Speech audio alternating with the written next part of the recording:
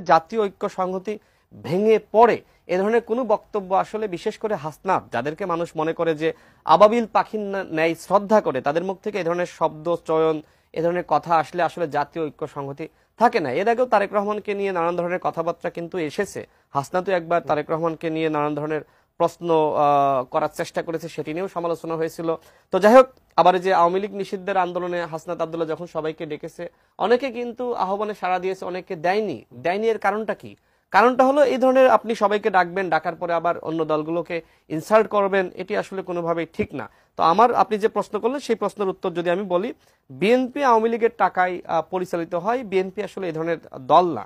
রাজপথে আমরা দেখি যে বিভিন্ন জায়গায় যখন আওয়ামী লীগ ঝটিকা মিছিল করছে তখন কিন্তু তাদেরকে বিএনপি প্রতিহত করে এরকম দৃশ্যও কিন্তু আমরা দেখেছি। আমাদের জায়গা থেকে আমাদের যতটুকু শক্তি রয়েছে আমরাও সর্বাত্মক চেষ্টা করছি, জামাত ইসলাম চেষ্টা করছে, এনসিপিও চেষ্টা করছে।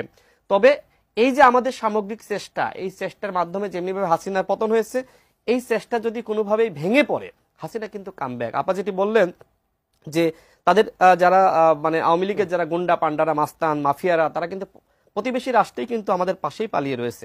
সুতরাং আপনাকে ভাবতে হবে জাতীয় ঐক্য সংহতি যদি ভেঙে পড়ে তাহলে কিন্তু আওয়ামী লীগ আবার ফিরে আসবে। আজকে দেখেন, আমার মনে হয় যে আজকের দিনে আওয়ামী লীগ এই 9 মাসের মধ্যে সব থেকে বড় মিছিল করেছে এবং সব থেকে বেশি মিছিল করেছে।